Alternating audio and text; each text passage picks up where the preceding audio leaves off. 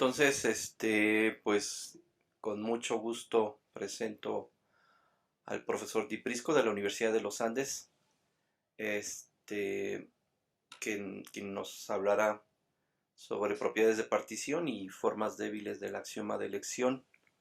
Y bueno, pues te dejo el micrófono. Muy bien, muchas gracias.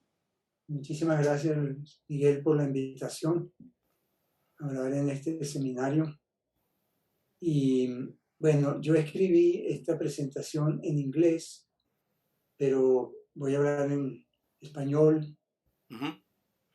No, la escribí en inglés por no tener seguridad de quién iba a estar presente, así que, bueno, me perdonan, hubiera preferido escribir en español, creo que por lo menos no veo... Creo que todos hablamos español. eh, Sí, entonces, bueno, lamentablemente están en inglés, pero espero que se entienda bien. Entonces, yo quisiera hablar sobre un trabajo que se ha venido desarrollando durante ya un cierto número de años sobre relaciones entre propiedades de teoría de Ramsey y su relación con formas débiles del axioma de elección. Este trabajo ha sido realizado en distintas épocas con distintos colaboradores, entre los cuales quisiera mencionar a Franklin, que está aquí presente, a Franklin Galindo, James Henley, Adrian Matthias y Stevo Todorovic. Más recientemente he comenzado a mirar otros aspectos que todavía están muy en sus inicios, con algunos estudiantes de la Universidad de los Andes aquí en Bogotá, y quizás me daría tiempo de hablar de algunas cosas relacionadas con lo que hemos estado comenzando a hacer. Bueno, déjenme recordar qué es el teorema de Ramsey. El teorema de Ramsey dice que si tomamos n y k enteros positivos y cualquier función de los subconjuntos de omega, omega es lo mismo que los números naturales, es el conjunto de los números naturales, lo voy a llamar omega, y si miramos el conjunto de los subconjuntos de omega con exactamente n elementos y definimos una función de ese conjunto en K, como es usual en teoría de conjuntos, identificamos K con el conjunto de sus predecesores, es un conjunto de exactamente K elementos. Entonces, si partimos, esta función nos da una partición del conjunto de subconjuntos con n elementos de omega en K partes, podemos encontrar un conjunto infinito de números naturales tal que C es constante en, aquí me faltaron unos corchetes, en el conjunto de subconjuntos de H con n elementos. Es decir, para toda partición de este conjunto en K partes, hay un conjunto infinito de números naturales, tal que todos sus subconjuntos con exactamente n elementos están en el mismo pedazo de la partición. Eso es el teorema de Ramsey.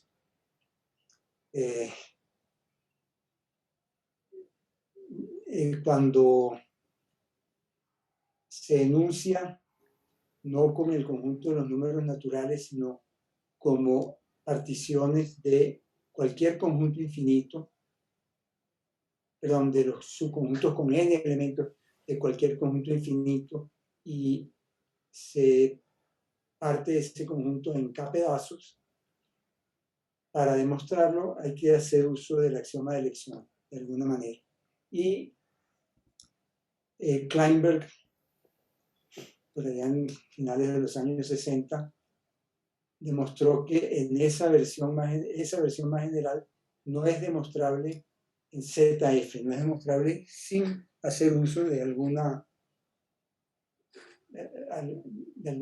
propiedad de elección general, digamos, con axioma de elección dependiente es suficiente. Hay un artículo de Blas, un poco posterior, donde establece relaciones entre el teorema de Ramsey y otras formas débiles del axioma de elección. Bueno, pero volvamos un momentito al enunciado del teorema. Se trata entonces de particiones del conjunto de, esto es el conjunto de todos los, vamos a llamarlos A, subconjunto de omega, con exactamente A elementos, N elementos, perdón.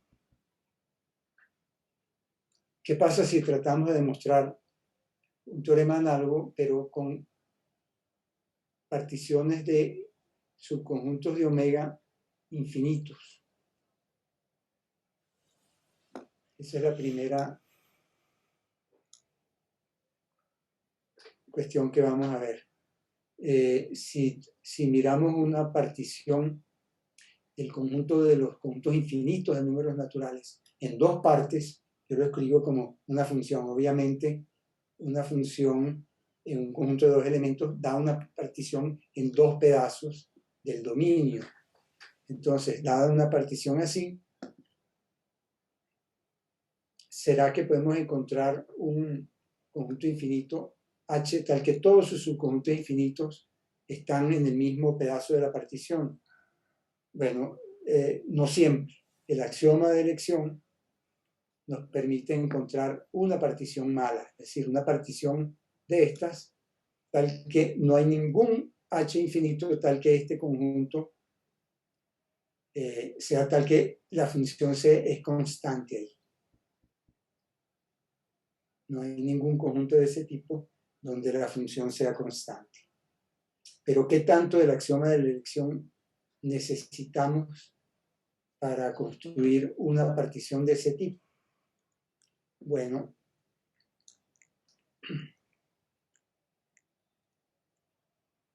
vamos a mirar ese problema, pero antes déjenme decir que si a ese espacio de conjuntos infinitos de números naturales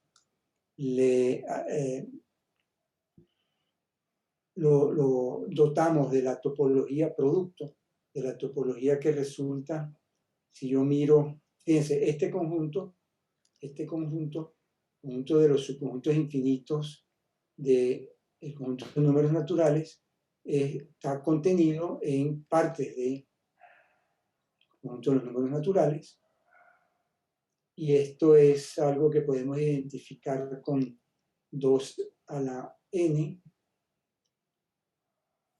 y aquí hay una topología muy natural que es la topología producto. Le damos al conjunto n es lo mismo que omega, ya dije, esto lo podríamos escribir así. Si le damos a este conjunto la topología discreta, le miramos la topología producto, entonces eso induce una topología K. Y bueno, con el axioma de elección, como dije, hay particiones en dos pedazos. Entonces, si miramos aquí el conjunto este de los subconjuntos infinitos de 2 a la omega y lo partimos en dos, podemos decir, bueno, lo partimos en un subconjunto y su complemento.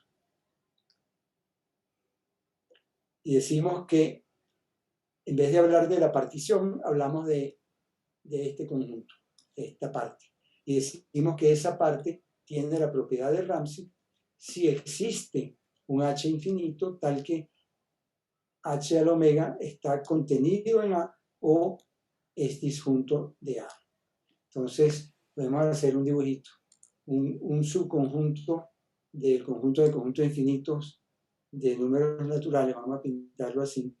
Este es el conjunto omega a la omega, un subconjunto de esto por ejemplo este, tiene la propiedad de Ramsey. Si yo puedo hallar un conjunto infinito tal que H, perdón, moví esto sin querer, tal que H a la omega está contenido acá o está completamente contenido en el complemento. Una de esas dos cosas ocurre. En ese caso decimos que A tiene la propiedad de Ramsey. Y lo que dije antes es que el axioma de elección permite hallar un conjunto de esta forma que no tiene la propiedad de Ramsey o no es de Ramsey.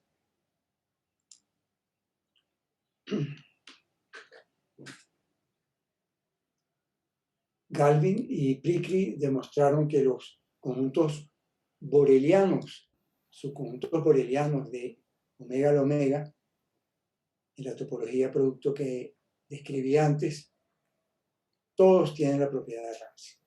Y más aún, los conjuntos analíticos tienen la propiedad de Ramsey. Eso fue demostrado por Silver.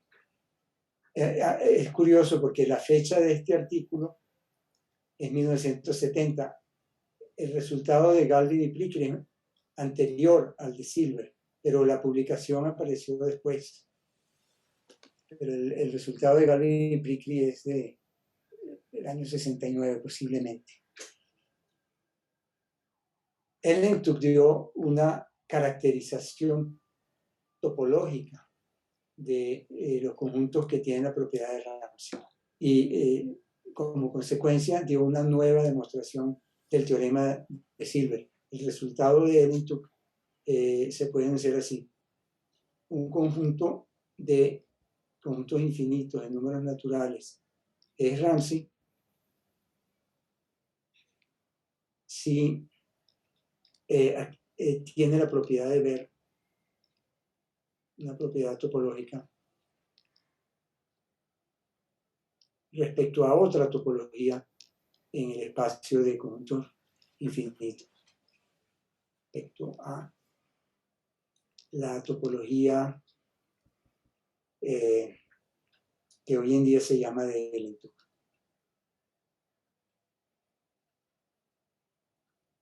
Bueno, no voy a describir más detalles, y en realidad hay una propiedad un poquito más fuerte que la propiedad de Ramsey, que ya fue considerada por Galvin y Prikry, y esa es exactamente equivalente a tener la propiedad de ver respecto a esta topología.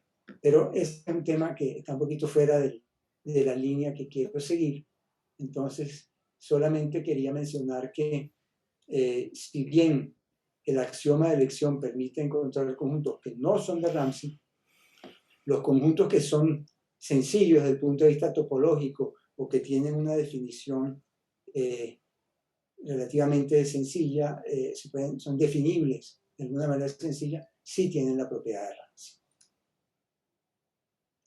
En un artículo que ha sido el inicio de muchas investigaciones debido a Mathias, se llama Happy Families, publicado en 1977, hay un resultado que dice que en el modelo de Solovey, donde todos los conjuntos de reales son medibles Lebesgue, todo conjunto tiene la propiedad de Ramsey. Obviamente en ese modelo no vale el axioma de la elección, por lo tanto no hay conjuntos no medibles Lebesgue. Bueno, no por lo tanto, pero ahí no hay conjuntos medibles Lebesgue y por lo tanto el axioma de la elección no puede valer ahí. Y Mathias demostró que ahí todo conjunto tiene la propiedad de Ramsey.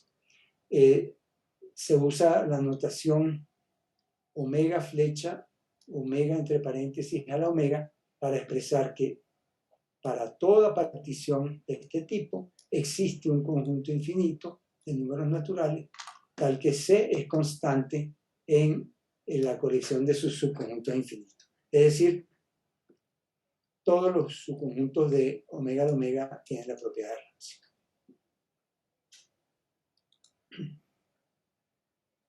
El teorema de Mathias se puede enunciar así: si ZF y existe un cardinal inaccesible, esa teoría es consistente, entonces también es consistente ZF, axioma de elecciones dependientes, y todo conjunto tiene la propiedad de Ramsey. Un problema que está abierto desde esa época es si esta hipótesis que está aquí es necesaria para el resultado. Se sabe que para la consistencia de todo conjunto de reales es medible Lebesgue sí es necesario, pero para la propiedad de Ramsey no se ha podido resolver todavía esa pregunta, no se ha podido contestar. Bueno, vamos a ver. Yo he dicho que usando el teorema de axioma de elección se pueden encontrar conjuntos que no son Ramsey o no tienen la propiedad de Ramsey. Bueno, con algo un poco más débil que el axioma de elección, la existencia de un ultrafiltro no principal en el conjunto de los números naturales, podemos también encontrar un conjunto no Ramsey. Y hay otro principio que nos permite, otro principio de elección que voy a mencionar, que nos permite hallar un conjunto no Ramsey. Miremos esta relación de equivalencia para, lo dije dónde, la relación de equivalencia en el conjunto de conjuntos infinitos de números naturales. Digo que dos conjuntos infinitos son equivalentes si su diferencia simétrica es finita. Podemos,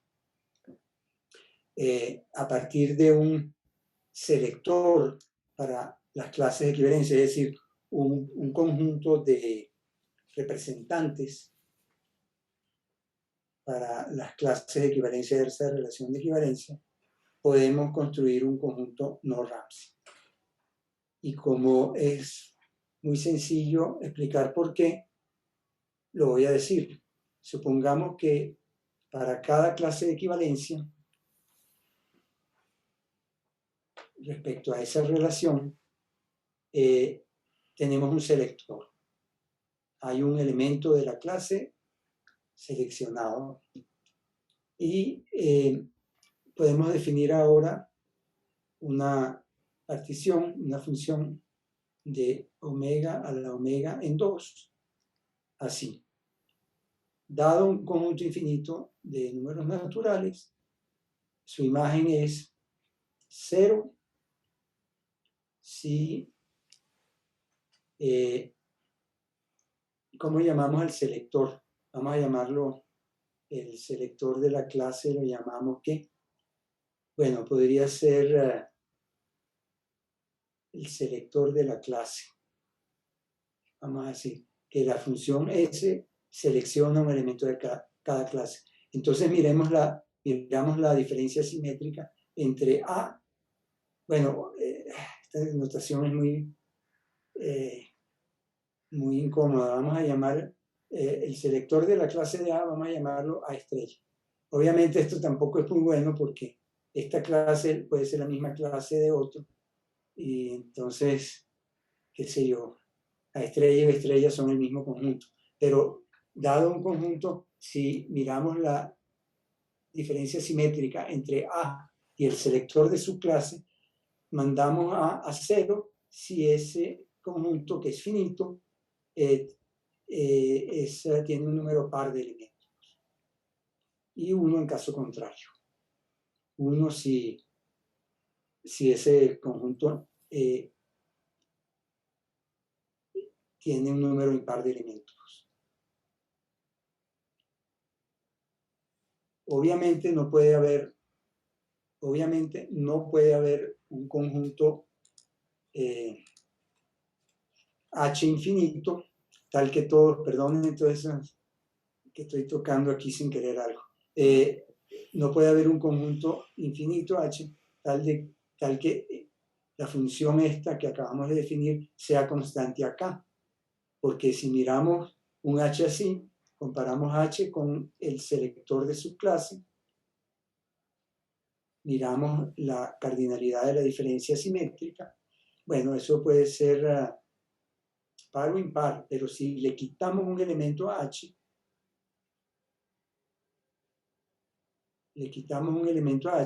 este conjunto está en la misma clase de H, porque difiere en un conjunto finito.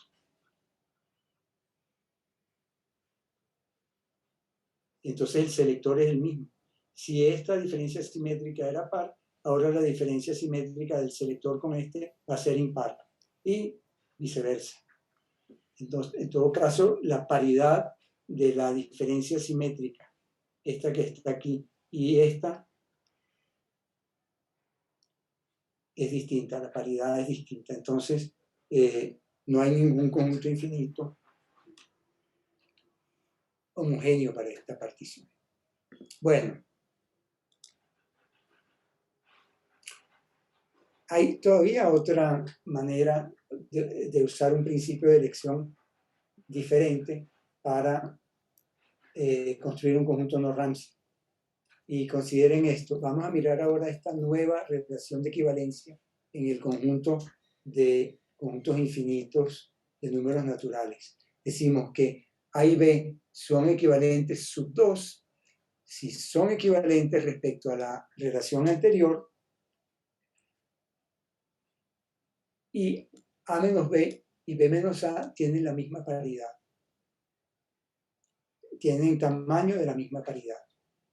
Recuerden que si esto es A y este es B, la diferencia simétrica es A menos B unido con B menos A. Entonces, A y B están relacionados respecto a la relación esa que definimos antes, si esa diferencia simétrica es finita. Y están relacionados respecto a esta otra, si el número de elementos en este lado coincide con el número de elementos aquí. Perdón, tiene la misma paridad que el número. Si aquí hay un número par de elementos, aquí también hay un número par de elementos. Sí, solo sí. Bueno, entonces, si ahora, usando el axioma de elección para familias de pares, de familias de tamaño continuo, el tamaño del continuo de pares, podemos escoger un elemento de cada clase de equivalencia de la relación sub 2 de cada clase de equivalencia de esta. Entonces, fíjense, esta relación sub 2 lo que hace es, si yo tengo la clase de equivalencia de un conjunto infinito para la relación anterior, esa clase la parto en dos. La clase de A respecto a la relación sub 2 y la clase de A y su complemento aquí. Y su complemento aquí. ¿Cómo lo escribo? Bueno, el complemento de esa clase en esta. Muy fastidiosa la notación. Mejor la borro y digo simplemente que cada clase respecto a esta relación se parte en dos clases de esta relación. Y entonces, de cada par de esos, si yo tengo aquí una clase, que es una clase respecto a la relación anterior, la parto en dos y de ese par escojo una. Entonces, defino esta partición. C manda a 0 si el elemento de esta relación escogido por este selector,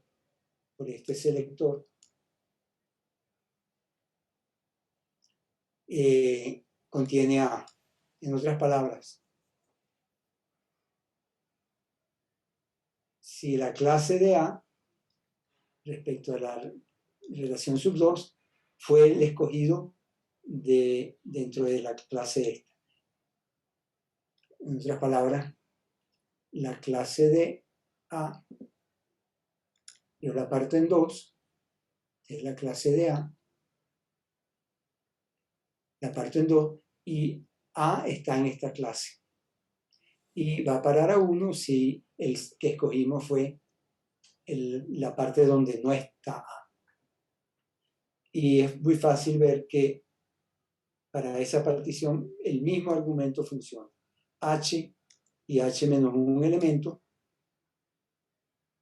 de H, por si claro está, toman valores distintos por esta función. Bueno.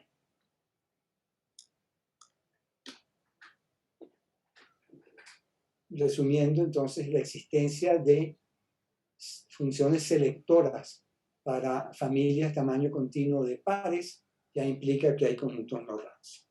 Muy bien. A ver, ¿hay alguna pregunta, comentario? Nada más una pregunta. Entonces, pero que, bueno, a lo mejor es muy tonta la pregunta, pero sí es evidente que esas formas son más débiles que el axioma de elección. Sí. ¿Sí? Son más débiles, sí. Pero, por ejemplo, entre la existencia de un ultrafiltro no principal en omega y este axioma de pares, no hay ninguna relación que yo conozca. O sea, ninguno implica la otra. Son dos formas débiles que no, bueno, hasta donde yo sé y he mirado y he pensado, no hay, ninguna implica la otra. Ni siquiera el axioma de elección para pares, para familias de cualquier tamaño. Eso no implica que haya ultrafiltros no principales en omega.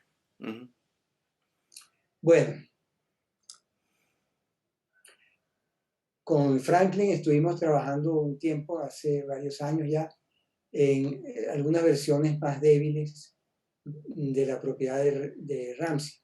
Desde la propiedad de Ramsey dice, dada una partición de este conjunto de conjuntos infinitos de números naturales en 2, yo puedo encontrar para cualquier partición de estas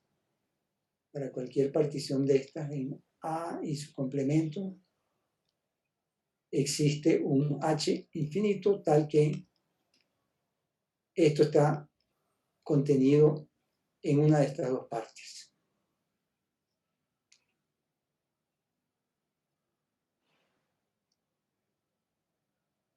Una versión más débil se obtiene requiriendo no un conjunto de esta forma, que es un conjunto infinito y todos sus conjuntos infinitos, sino un conjunto de la forma que voy a pintar ahora.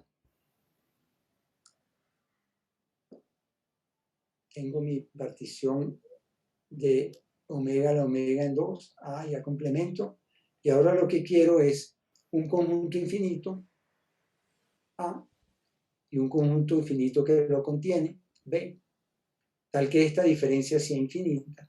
Y lo que quiero es que todo lo que está aquí, todos los conjuntos que contienen A y están contenidos en B, estén del mismo lado de la partición.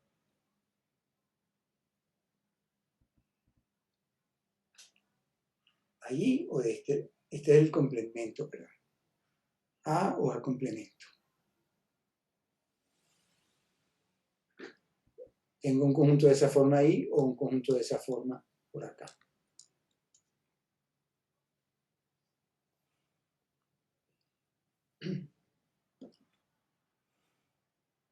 Entonces la partición o la función que determina la partición es constante en esto que está acá. Bueno, resulta que eso es consecuencia de la propiedad de Ramsey. Si ya tiene la propiedad de Ramsey, esta partición en A y A complemento tiene esto porque la propiedad de Ramsey es lo mismo que tomar A igual al vacío. Entonces, claro, tengo un conjunto y el vacío no se ve y todo esto está del mismo lado de la partición. Pero no son equivalentes esas dos propiedades. Vamos a denotar esa propiedad con doble paréntesis en la notación de flecha. Entonces, esto que está aquí expresa que para cada partición C de este conjunto en dos pedazos, existe un par con esa diferencia infinita y C es constante en los subconjuntos de B que contienen A. en esa colección. Muy bien. Fíjense, si nosotros asociamos conjuntos infinitos con sus funciones características, otra manera de expresar eso, es decir, si yo miro el producto de 2 por 2 por 2 por 2 por 2, ¿eso qué es? Bueno, eso es 2 a la n. Es el conjunto de todas las funciones de n en 2, en 0, 1. Y parto ese conjunto en 2, entonces existe un conjunto infinito de pares contenidos en 0, 1, es decir, cada uno de estos es o el conjunto 0, 1 o el conjunto que solo tiene el 0 o el conjunto que solo tiene 1. Son subconjuntos no vacíos de este par. Existe una colección infinita de conjuntos así, tal que la función es constante en el producto cartesiano de esos H. ¿Cómo luce un producto de esos H? Bueno, por ejemplo, hay un 0, después el siguiente es el par 0, 1, el siguiente es otra vez sobre el 0, el siguiente sobre el 1, después viene un par 0, 1, pero esta notación dice que hay infinitos de esos que no sabemos en qué posiciones están, que son el conjunto 0, 1 completo.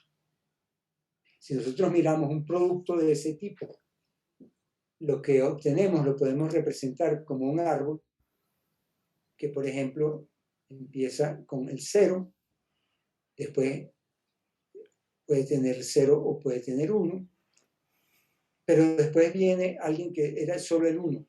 Entonces aquí venía el 1 y aquí también viene el 1. Esto representa a este conjunto multiplicado por este, después multiplicado solo por el 1. Ese producto tiene esos dos elementos, 0, 0, 1 o 0, 1, 1. Pero continuamos, después puede haber otra vez 0, 1, entonces eso se bifurca. Si después viene el 1 solo, entonces quiere decir que aquí viene el 1 nada más, aquí viene el 1 nada más, aquí viene el 1, aquí viene el 1, y así continúa el árbol. Pero eso da, si infinitas veces aparece el par 0, 1, ese va a ser un árbol que se bifurca infinitas veces.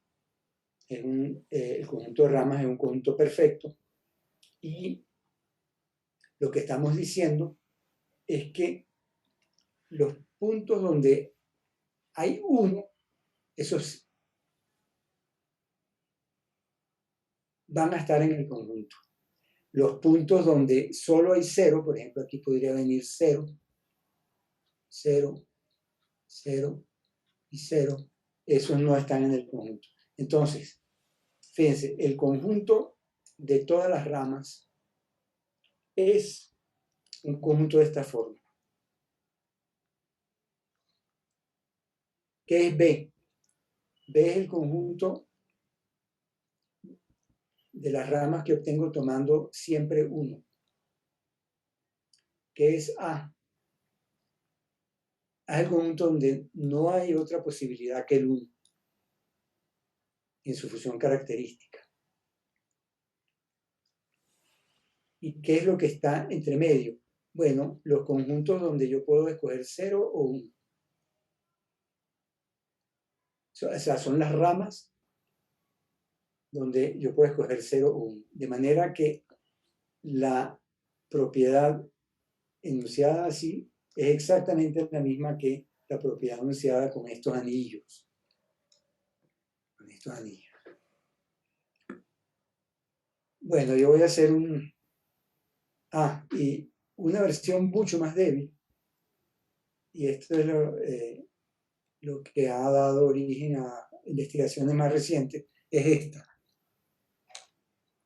Esta propiedad lo que dice es, dada una partición de 2 a la n en 2, yo puedo encontrar dos sucesiones de 0 y 1, dos sucesores infinitas de 0 y 1, que difieren solamente en un lugar. Vamos a escribir aquí. Aquí hay 1, aquí hay 0, y en el resto toman exactamente los mismos valores. Si aquí hay 0, aquí hay 0, si aquí hay 1, aquí hay 1, etc. O sea, hay dos elementos, x y y de 2 a la omega, tal que hay un único lugar donde difiere. Y allí la función c, para cualquier c, podemos encontrar eso, donde la función c toma el mismo valor. Es decir, es un conjunto homogéneo, pero muy pequeñito, tiene solo dos elementos, que son estas dos sucesiones, x y y.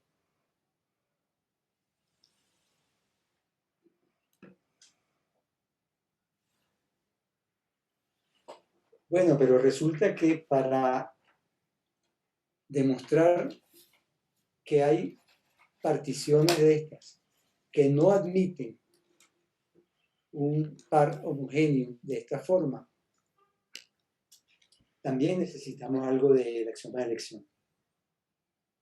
Y ese es un punto que donde nos vamos a detener un poquito más adelante. Un contraejemplo para esa propiedad sería una función que a cada sucesión de 0 y 1 le asigna o 0 o 1, pero que tiene la siguiente propiedad. Si x y y, para cualquier x y cualquier y, que difieran exactamente en un lugar, la función toma valores distintos. O sea, si yo tomo una sucesión de 0 y 1, infinita, la función allí toma un valor.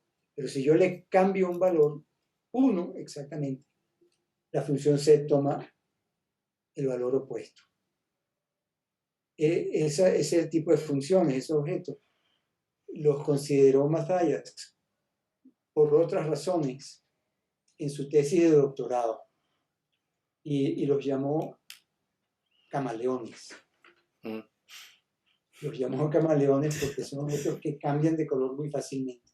Basta que uno lo toque en un lugarcito y ya cambian de color. Creo que esa fue su motivación. Bueno, y la existencia de esos camaleones es equivalente a la existencia de ciertas familias de subconjuntos de omega que son como,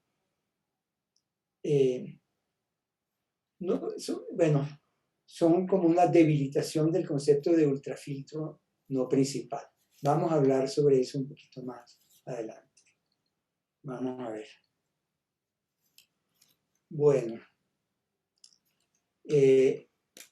ya que hablamos de esos productos, podemos considerar también este tipo de partición.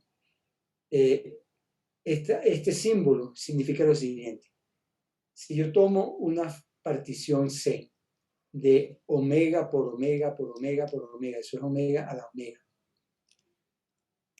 o sea, el conjunto de todas las sucesiones de números naturales, y ese conjunto lo parto en dos, entonces puedo hallar conjuntos finitos de números naturales de estos tamaños, de estas cardinalidades, tal que la función C es constante. Entonces, para todo esto existe esa sucesión de conjuntos de estos tamaños, M1, M0, M1, M2, tal que C es constante en el producto cartesiano de esos HI.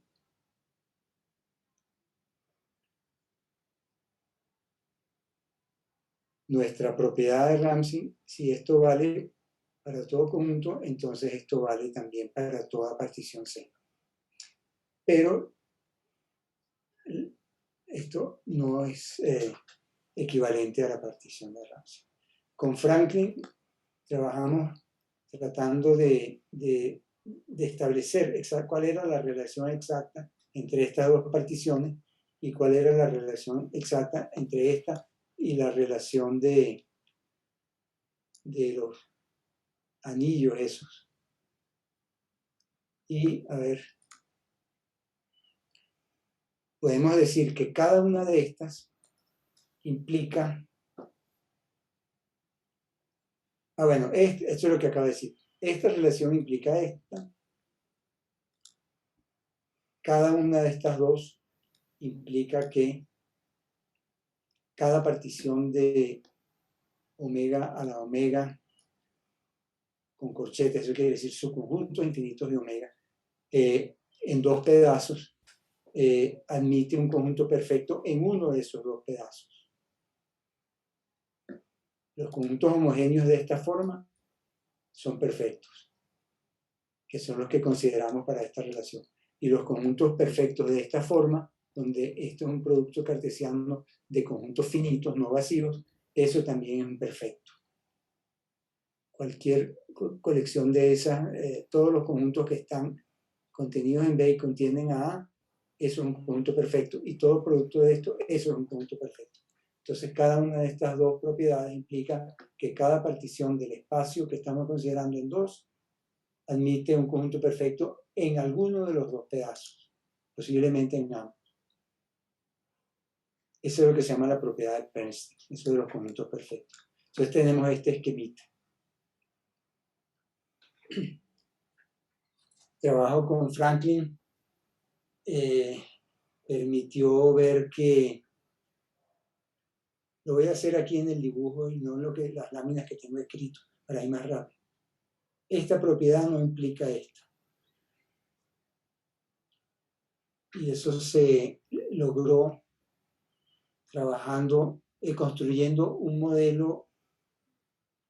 Empezamos con L, conjuntos constructibles, agregamos genéricamente un conjunto de omega 1 reales de Cohen,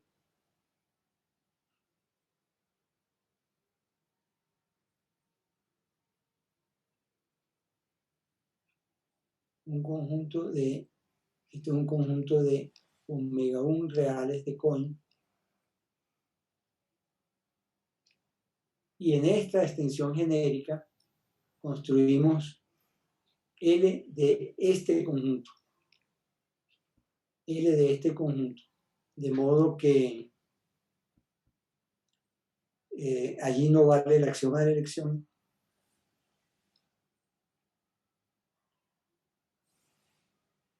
y el conjunto, bueno, están todos los segmentos, todos los conjuntos de esta forma, axi para axi menor que delta con delta menor que omega 1. Todos los segmentos iniciales de la colección de reales de Cohen están en LDA, pero el conjunto completo no. Ese tipo de modelos los usó John Truss. Si quieren, déjenme mostrarles, porque ya estoy hablando demasiado. Bueno, pero es que estoy saltando algunas cosas. Esos modelos los usó John Truss para establecer diferencias entre formas débiles del axioma de elección. Y resulta que en este modelo no vale el axioma de elección, pero vale esta propiedad, que es la propiedad con los anillos, y no vale la propiedad polarizada, que es esta propiedad de los productos. Ni siquiera para 2, 2, 2, 2, 2.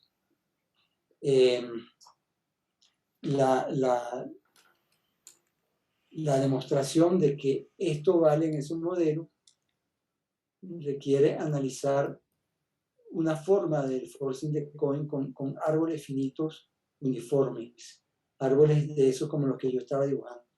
Si aquí tengo, por ejemplo, el 0, y aquí tengo el 0, 1, bueno, si aquí solo tengo el 1, aquí también solo tengo el 1. Si aquí me bifurco, aquí me bifurco. Y miro árboles finitos de esa forma. Y eso resulta, esas son las condiciones de un forcing que es equivalente al forcing de Cohen. Y eso permite ver que en este modelo hay homogéneos para cualquier partición C de omega a la omega en 2, que son las ramas de un árbol ahora infinito de esta forma. Es decir, uno de esos anillos que son homogéneos. Y para ver que esto no vale en ese modelo, hay que usar otras propiedades del forcing de Cohen.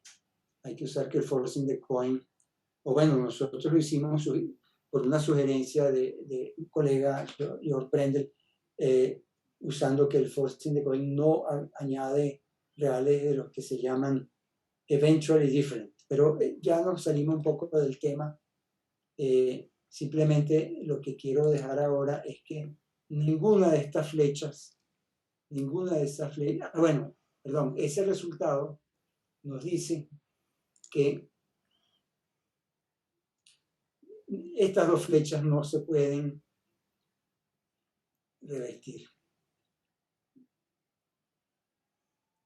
No, mentira, me estoy equivocando. Ese resultado, el que esto no implica,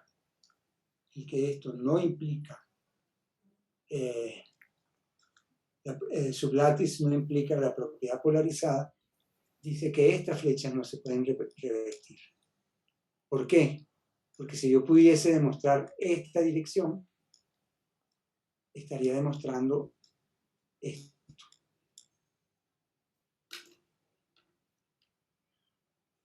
Y también implica que,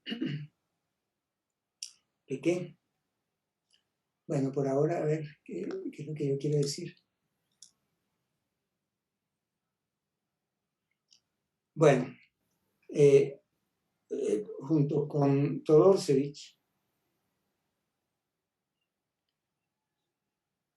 analizamos el problema de la relación entre estas dos propiedades. Y vimos, ya sabemos que esta propiedad contradice la existencia de ultrafiltros no principales en el conjunto de los números naturales. Y el trabajo con Todorcevich es un trabajo que ahora doy la referencia, analizando un modelo tipo Solovey al que le añadimos genéricamente un ultrafiltro no principal. Vemos que un modelo de esta forma sí vale la propiedad polarizada, esta que expresamos así con productos, en realidad con cualquier sucesión aquí, M0, M1, M2 en la segunda columna. Esto vale aquí. Y aquí vale eso y vale, existe un ultrafiltro no principal. Entonces, en ese modelo vale esta propiedad, pero no vale esta. Entonces, ella muestra que esta flecha no se revierte. Y con esos dos resultados, entonces tenemos que ninguna de estas dos flechas se revierte.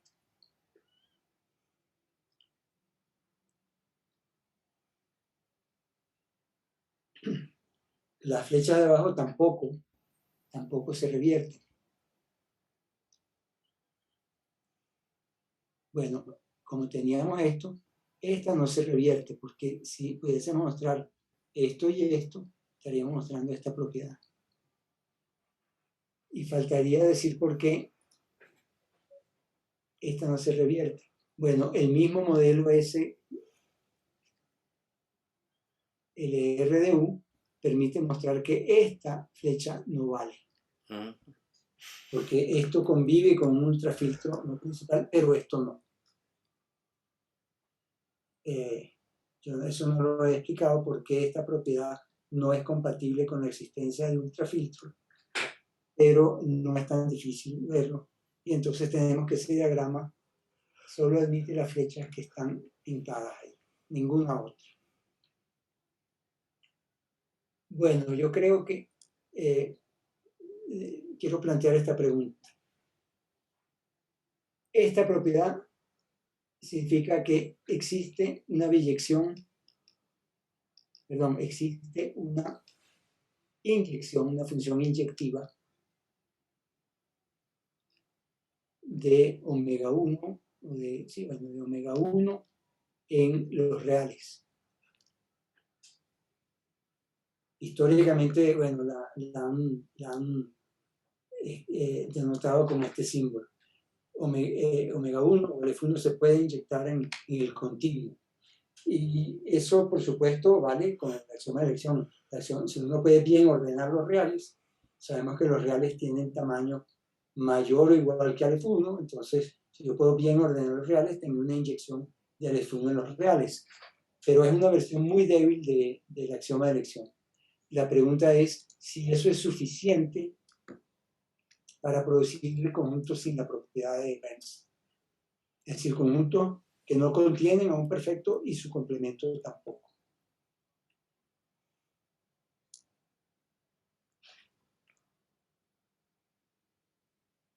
¿Será la existencia de un ultrafiltro no principal suficiente?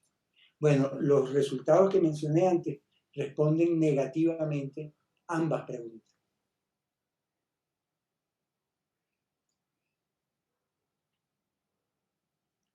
La respuesta es negativa en ambos casos. Y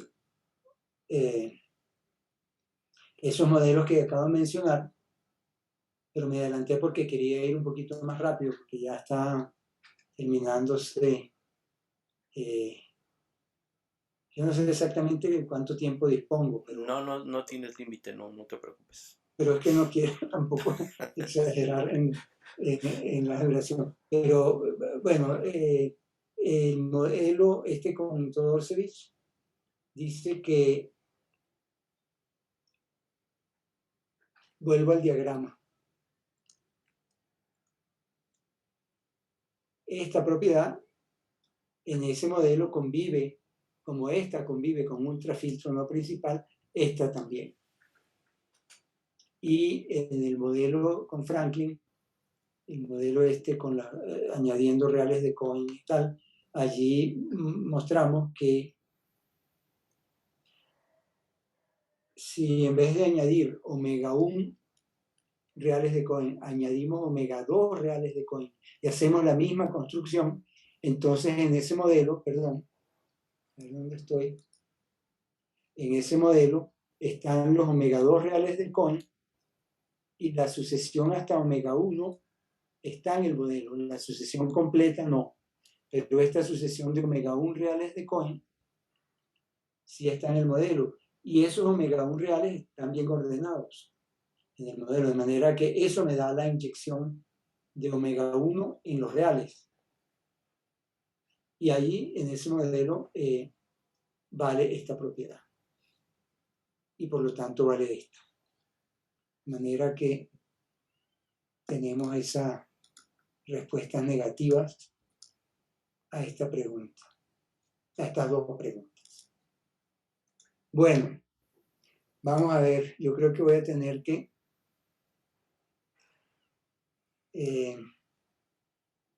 bueno, aquí tengo la descripción de ese modelo que mencioné, agregando los reales de Cohen. Voy a pasar esto rápido porque ya expliqué de qué se trataba. Vimos que la propiedad con los anillos esos A y B, los conjuntos que están entre esos dos, que se denota así, valen ese modelo, pero la propiedad polarizada es falsa en ese modelo. Todo esto ya lo mencioné, ese artículo con Franklin fue publicado en Fundamenta, pero nos queda entonces la pregunta, si esta propiedad más débil, que no es suficiente para producir un conjunto sin la propiedad de Bernstein, será suficiente para producir un conjunto no Ramsey. Fíjense, la situación es esta. Vuelvo al diagrama.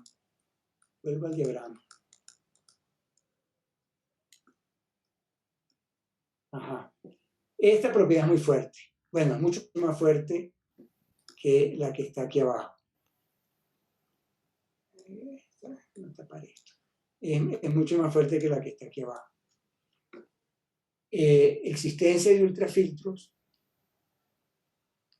contradice, no principales, contradice esto. Pero podemos ver así. Las negaciones, entonces la negación de propiedad de Bernstein, no propiedad de Bernstein, implica no propiedad de Ramsey, ¿verdad? Porque tenemos esta implicación. Si tomamos negaciones, volteamos la flecha y ya yo sé que esto más un ultrafiltro es consistente. Y mi pregunta es, ¿esto y algún ultrafiltro no principal es consistente? ¿Será que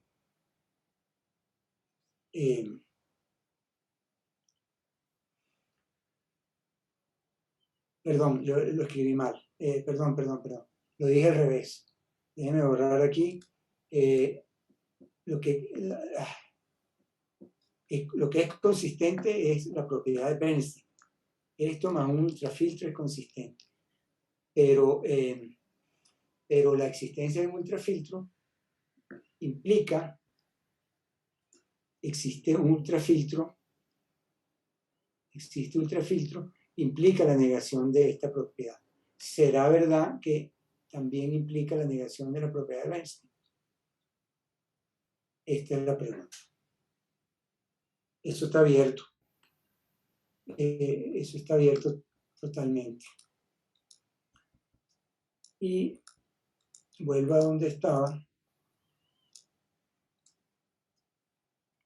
que era esta pregunta que está acá. Muy bien. ¿Algún comentario, alguna pregunta?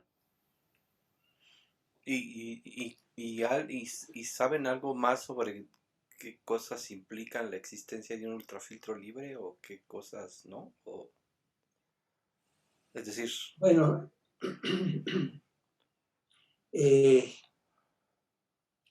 ya voy a agregar, bueno, por ahora solo hemos considerado ese diagramita con esas cuatro, este diamante. Sabemos que esta parte es consistente con ultrafiltro, esta parte no. Pero hay otras propiedades combinatorias, tipo Ramsey, que podemos considerar, y esa es la última parte de la charla. Vamos a considerar otras propiedades combinatorias. Algunas las mencioné. Por ejemplo, ya mencioné, antes de mirar a eso, déjame escribir aquí en una página, ya mencioné esos camaleones. Entonces, fíjense, aquí tenemos la propiedad de Ramsey, aquí abajo tenemos la propiedad de Bernstein, que es toda partición de, bueno, podemos escribirla de esta manera para usar la misma notación de flecha. Omega, flecha, si partimos del conjunto de subconjuntos infinitos de omega en 2, encontramos un conjunto perfecto, homogéneo. Y esas otras dos propiedades estaban por aquí, la de los anillos esos y la polarizada, que es la de los productos.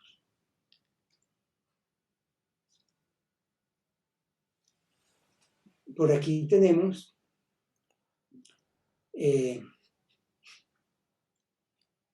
esa, vamos a escribirla así, un 2 en algún lugar y lo demás puros unos. ¿Esto qué quiere decir? Recuerden lo que eso quería decir. Para toda partición de 2 a la omega, para todo C de 2 a la omega en 2, existen dos elementos de 2 a la omega que difieren en un solo lugar.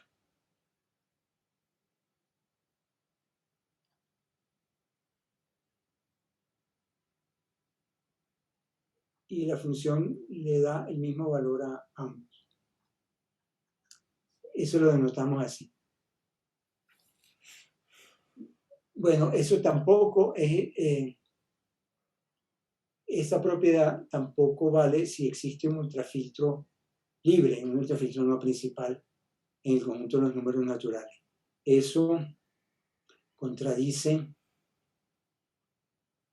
existencia de ultrafiltros. Pero esta propiedad tiene un interés particular.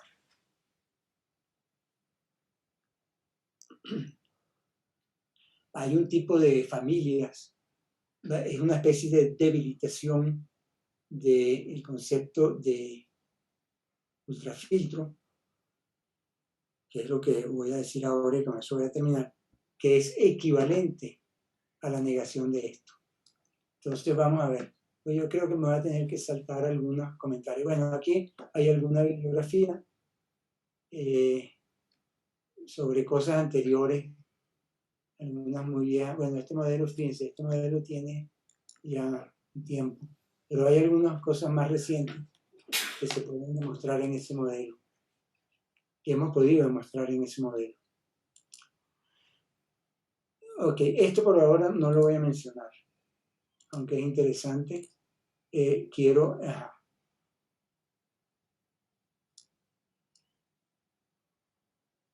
a ver dónde está. Uy,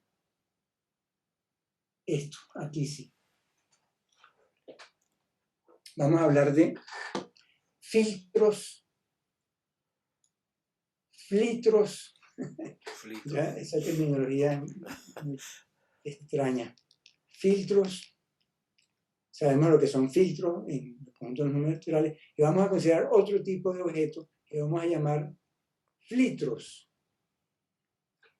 Y filtros maximales, esta terminología de Henle, vamos a llamarlos, bueno, filtros maximales, porque en español filtros no me suena.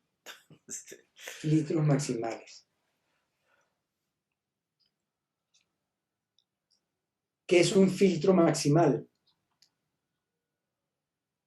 Filtro maximal no principal es un ultrafiltro. Estos filtros maximales son simplemente los siguientes. Fíjense, ¿qué es? Vamos a llamar una colección F, una colección de subconjuntos del conjunto de números naturales. Es un filtro si para todo par de elementos de F, vamos a corregir aquí, no voy a tomar subconjuntos cualesquiera, conjuntos infinitos. Conjuntos infinitos de números naturales. Es un filtro si para cada par de elementos de esa colección, o bien su intersección es infinita, o la intersección de sus complementos es infinita. Entonces eso es un poco más débil que un filtro, porque un filtro no principal tiene esta propiedad. Pero vamos a admitir que si no vale esto, entonces vale esto otro.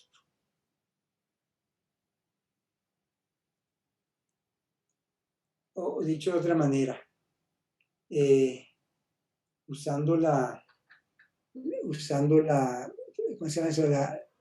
Dado A y B, si miramos qué ocurre, bueno, o bien esto es infinito,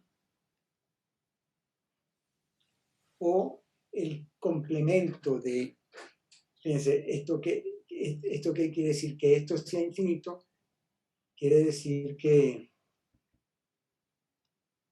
la intersección de los complementos infinitos quiere decir que esto es infinito. Si el conjunto de números naturales está aquí afuera.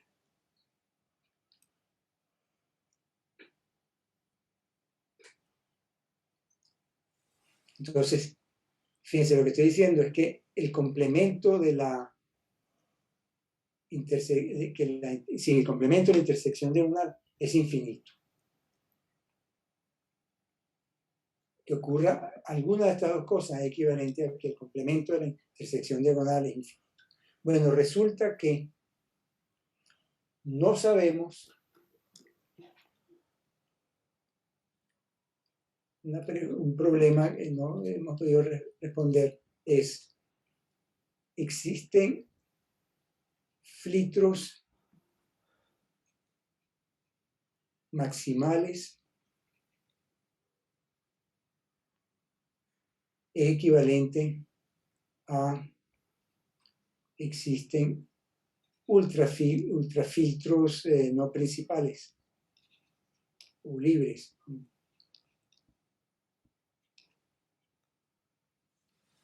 Esa flecha es obvia. Ajá. Un ultrafiltro es un filtro. Entonces, ultrafiltros no principales son filtros maximales. La pregunta es, ¿son equivalentes? La pregunta es, ¿se tiene esta implicación? Para personas que se interesan por construir modelos donde no vale la acción a la elección, pero valen versiones débiles, este es un problema interesante y ninguno de los modelos conocidos que hemos examinado da una respuesta a esta pregunta. Y lo más interesante es que esta propiedad sí caracteriza una de esas propiedades tipo Rancid que hemos considerado. ¿Cuál? Esa propiedad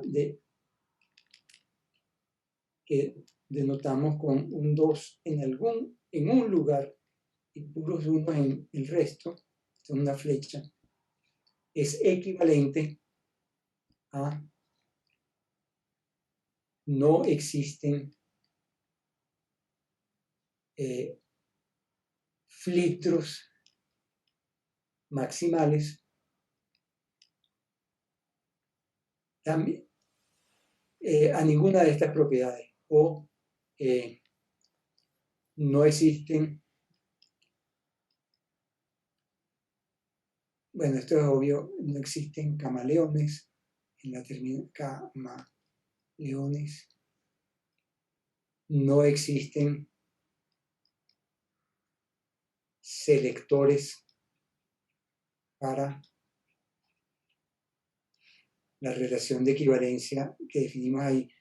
Algunos autores la llaman E sub 0. O sea, la relación de equivalencia A y B son equivalentes si, solo si su diferencia simétrica es finita.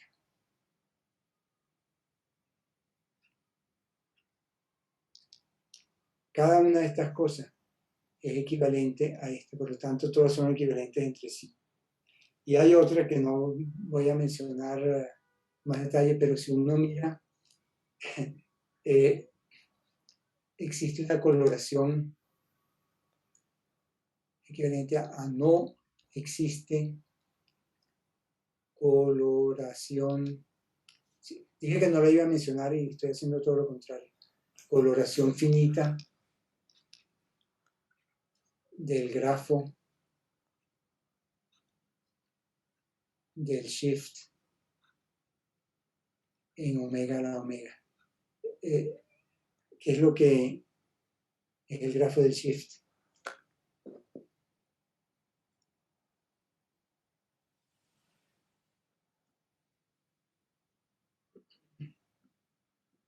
Bueno, aquí está la definición de filter,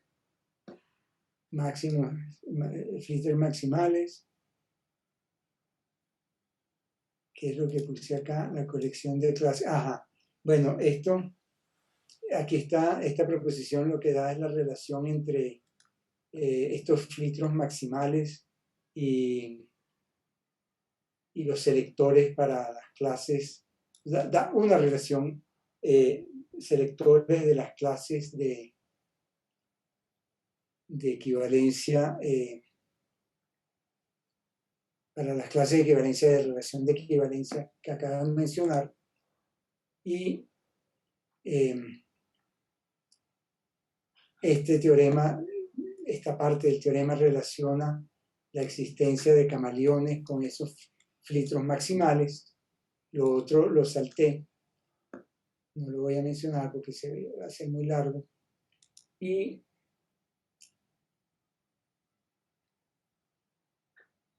antes de hablar de esto, déjenme decir lo que era el shift.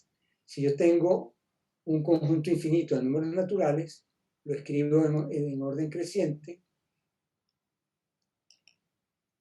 y la aplicación shift lo que hace es eliminar el primer elemento. Fíjense que si yo veo esto como una función, si yo veo esta sucesión como una función de los números naturales en los números naturales, esta sucesión vamos a llamarla como 0 usado para otras cosas, f. F de 0 es a 0, f de 1 es a 1, etc. Esta función, ¿qué es? Es aplicar, es la función g, que en el número n se evalúa como f en n más 1. Esa es la función shift. Es rodar todo un lugar. Y eso se obtiene eliminando esto. Bueno, esa relación da un grafo. Dos elementos X y Y. Bueno, yo las estaba llamando A y B. Vamos a seguir llamándolos A y B. A y B, subconjuntos infinitos de los números naturales, están conectados si uno de ellos es el shift del otro. O lo podemos ver como un grafo dirigido. Si B es el shift de A. Obviamente, si yo tengo un conjunto infinito y le quito el primer elemento, me quedan todavía infinitos elementos. Le puedo seguir quitando el primer elemento y eso me da como una cadena. Y A, si no empieza con 0, si ese de sub 0 no era 0, por aquí hay un número finito de cosas que le puedo agregar que están relacionadas con A. Aquí también hay un número finito. Eso da un grafo. La existencia de una coloración para ese grafo, es decir, una coloración es elementos conectados toman colores distintos. La existencia de una coloración finita de ese grafo está muy relacionada con la acción de elección y, como mencioné, es equivalente a la existencia de un objeto de eso, un filtro maximal o un selector para la relación de equivalencia que hemos estado usando, etcétera, etcétera. Bueno, yo creo que ya estamos a punto de terminar. Como vieron, yo me salté muchas cosas porque he ido mucho más lento de lo que yo me imaginaba, pero creo que era demasiado ambicioso hablar de todo lo que yo había escrito. Pero déjenme terminar diciendo que hay un par de principios de elección. El ordering principle, que dice que cualquier conjunto se puede ordenar linealmente. Eso es más débil que el axioma de la elección. Y eso implica que hay un... no usé esta terminología. Eso implica que hay un filtro maximal.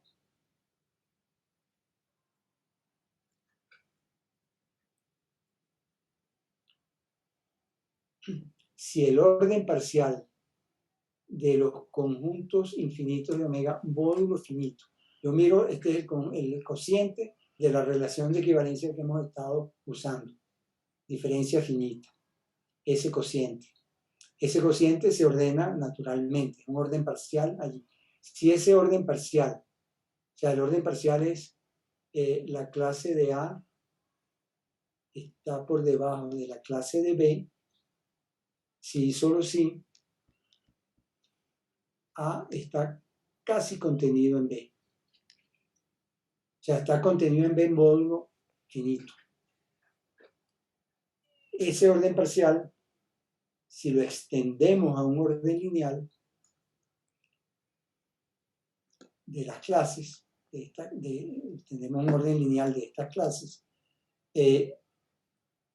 obtenemos un filtro maximal que es cerrado por superconjuntos. Y entonces, perdón, que no leí esta parte. Entonces, no, el Order Extension Principle, esto es, cada orden parcial se puede extender a un orden lineal, implica que hay un filtro maximal cerrado por superconjuntos. Y eso lo acerca mucho a un ultrafiltro. Un filtro maximal cerrado hacia arriba, o sea, si un conjunto está, cualquier superconjunto también está. es muy cercano a un ultrafiltro y déjenme decirle qué tan cercano es. Si yo agrego, tengo un filtro maximal que es cerrado hacia arriba y cada elemento del filtro, si yo lo parto en dos, alguna de las dos partes también está en el filtro. O sea, un filtro cerrado hacia arriba, una colección de conjuntos cerrados hacia arriba con esta propiedad es el complemento de un ideal. Entonces, un filtro maximal que sea cuyo complemento es un ideal es un ultrafiltro no principal. Entonces, ahí establecemos una relación, digamos, ¿cuánto le falta a un objeto de estos para hacer un ultrafiltro? Le faltan le falta hacer el complemento de un ideal.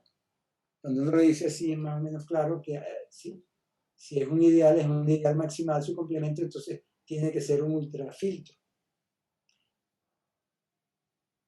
Pero, ¿qué tanto de elección se necesita para completar? O la existencia de cosas así ya implica la existencia de ultrafiltros. Ese es el problema que no hemos podido resolver todavía. Bueno, si me permiten 2 minutos más, la existencia de filtros no magros también juega un papel en todo este panorama. No implica la existencia de camaleones, por lo tanto no implica la existencia de filtros maximales, pero contradice la propiedad de Ramsey. La existencia de un filtro no magro implica existen conjuntos no Ramsey.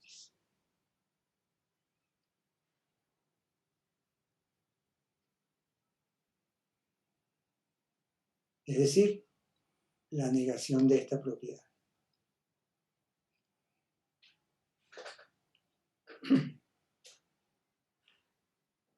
Pero bueno, yo creo que es un buen momento para detenernos aquí.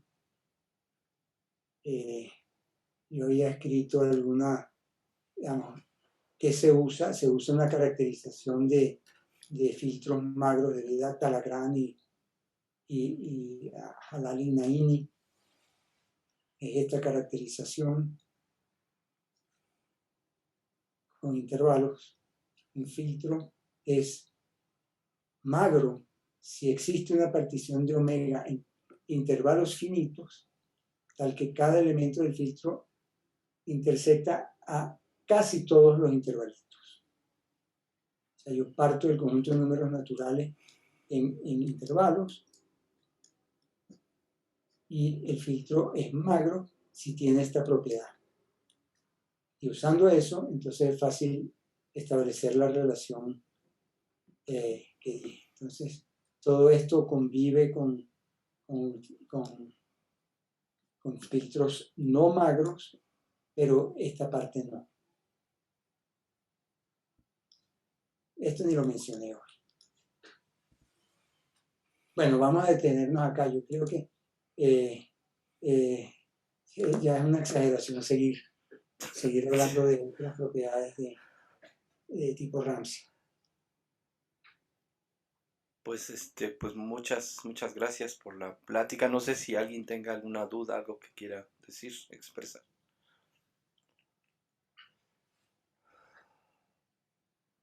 Bueno, yo sí tengo muchas dudas, pero bueno, es que yo nunca había pensado a esos niveles, entonces mejor no digo nada porque son No, bueno, dudas muy inocentes. son temas que, vamos, tratan de ahí de escudriñar lo que pasa con esa propiedad de Ramsey en distintas versiones más débiles y cuál es la relación de ellas con versiones débiles del axioma de elección. Pero no hay mucha literatura sobre esto. No. Hay mucha literatura sobre cómo construir modelos de versiones débiles del axioma de elección donde no vale el axioma de la elección o donde vale alguna de esas formas débiles y no otra. Sobre eso hay muchas, pero el estudio de estas propiedades de Ramsey o tipo Ramsey en esos modelos se vuelve lleva problemas combinatorios difíciles Sí. en muchos casos y no hay muchos resultados. Entonces nada más, la existencia de la gráfica esta de que se Ajá, desplaza, ¿esa implica que existe un filtro máximo? O sea, si puedes, perdón, si puedes colorearla, sí, es equivalente. es equivalente. Sí, es equivalente. Si puedes colorear ese grafo con un punto finito de colores. Eso es un problema interesante, fíjense, ese grafo. No tiene ese grafo con el axioma de elección, con el axioma de elección se puede demostrar una axioma de elección e implica que, ¿dónde está? Bueno, me voy a otro lado. El axioma de elección implica que existe una coloración del grafo, de ese grafo del shift, con dos colores. Pero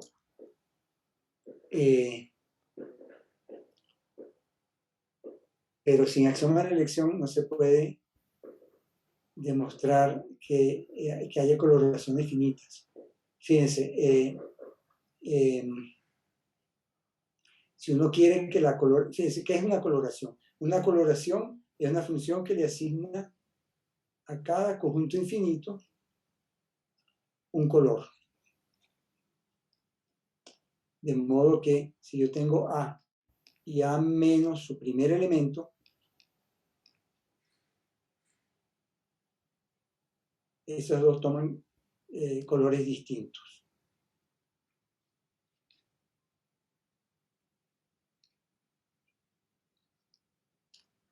Eso es una coloración.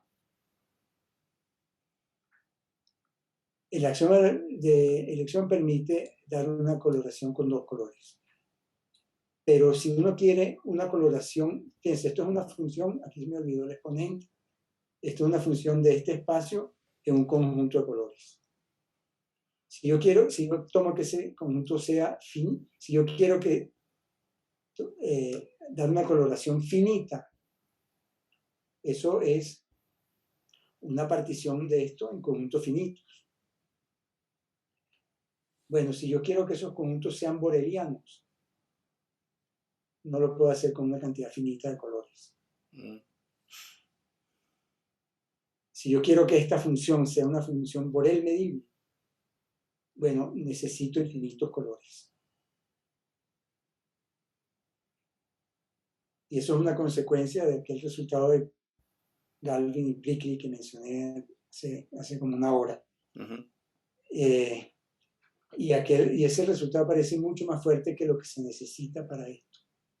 Bueno, pero por aquí hay todo un tema de resultados que es interesantísimo, pero no quiero abusar de su paciencia. Sí, son muchas cosas que yo la verdad nunca había escuchado, no sabía, nunca había estado en el mundo de que no existe el axioma de elección, pues, o bueno, a ese nivel, pues, me refiero. Pues muchas gracias, Carlos, por la plática. Bueno, No sé, ¿alguna duda? Los dejaste impactados. Muchas gracias. O dormidos, yo no sé por qué.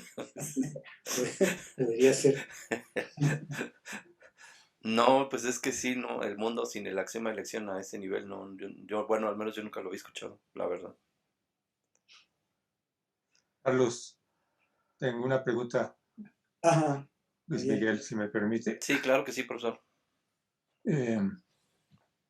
Claro, todo esto es en el contexto de la teoría de conjuntos sin elección y con versiones débiles de elección.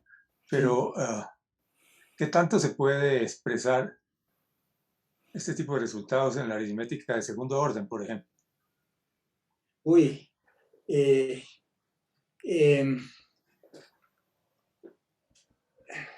Hay resultados sobre eso.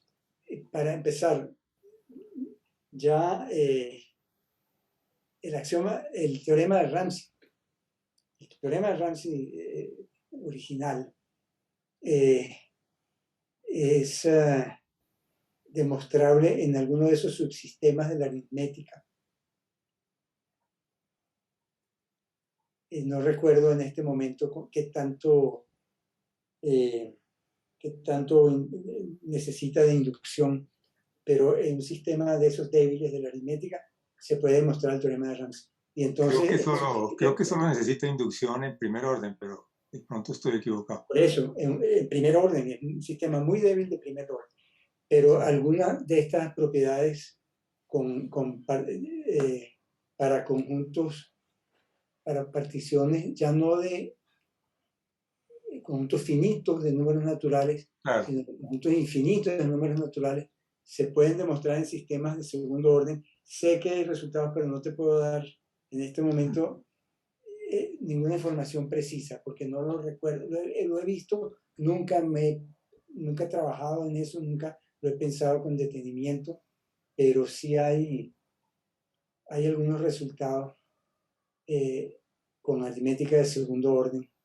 Pero, por ejemplo, yo no recuerdo en este momento, pero quizás el teorema de Galdin-Prickly se puede... De todas maneras, es una pregunta mal puesta, Carlos, porque la mía, porque pues no hay un solo sistema de segundo orden, ¿no? Claro, pero yo sé que hay gente que ha mirado toda eso. una jerarquía, sí. Sí, que se puede demostrar en aritmética de segundo orden con alguno de esos sistemas. Ujú. Pero no puedo responder la pregunta. No sé.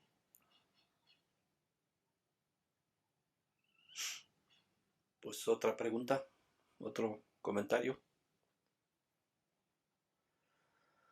Bueno, pues entonces nos despedimos otra vez. Muchas gracias, Bueno, profesor gracias Di por su Prisco. paciencia. Muchas gracias.